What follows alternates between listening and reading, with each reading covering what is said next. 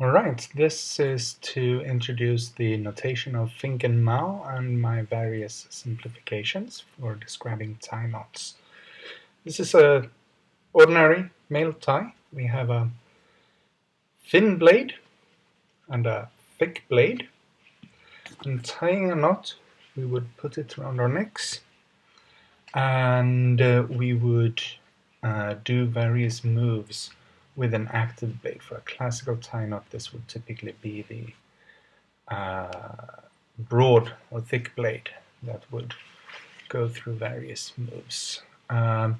Once we've started with a tie knot, it divides up our front into three regions. There's the center region above the knot, there's the left region and the right region.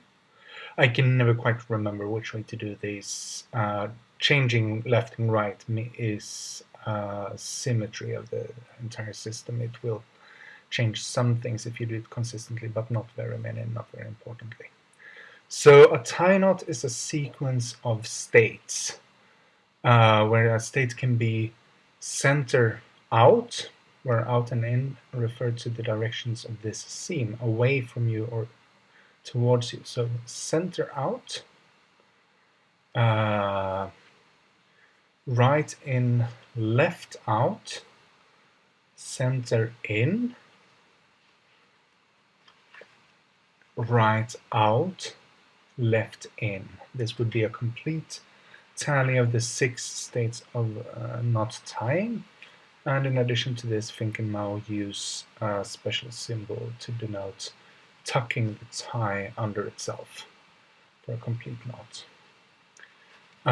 There is also the possibility of having deeper tucks. So if we start out tie knot by winding it several times back and forth, we could then imaginably go up through the center and then pick out 1, 2 levels for double or twofold tuck.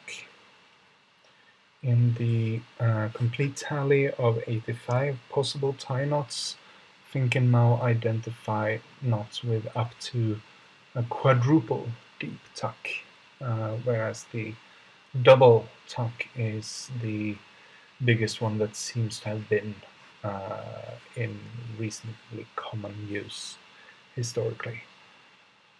Now for the simplifications. Since tie knot cannot possibly happen, since a tie knot winds around and around and around, it will never have the same direction of the seam twice. If you move the tie over, you wouldn't twist it, so you wouldn't end up with 2 seam directions the same way, which means that we can derive all the seam directions from just the winding instructions. So instead of describing a tie knot as a left in, right out, left in, center out tuck, we could describe the same thing.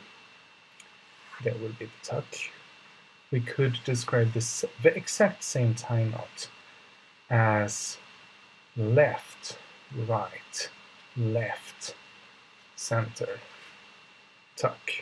And knowing that the tuck at the very end will happen after a center out, because otherwise the final end results would have the seam showing. This determines the entire sequence of in and out shifts from the sequence of windings. So that's one simplification. We lose some of the alphabet, we simplify the axioms, everyone's happy. Next, we're not allowed to have a repetition of directions. Once we're in a center position like this, we couldn't very well move to another center position. It has to go somewhere else. It has to go to the right or to the left. Those are the only options. And for any position, there are only 2 options. And one of them goes clockwise, the other one goes counterclockwise, or turnwise and widdershins, as I decided to call them, because that makes the notations quite a lot easier. Finally, one word, we need to be clear about which blade we're actually using. It's conceivable to tie both with a broad blade active and with a thin blade active. A broad blade active will give us the classic tie knots, all of which end up with an across center and tuck move and produces a more or less smooth front.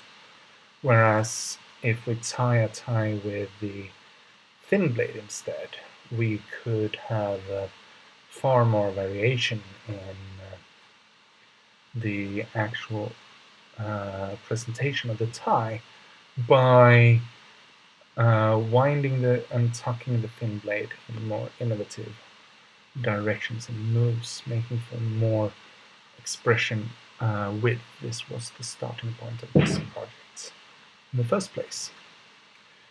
So once we give a direction, and Fink Mao recommends that it's customary the left side, I think this is the way I set it up, left side that is broad, so that if a tie knot starts with something moving to the right, then this signals us using the broad blade as an active blade, and if it starts with something moving to the left, it's a signal that the thin blade is the active blade.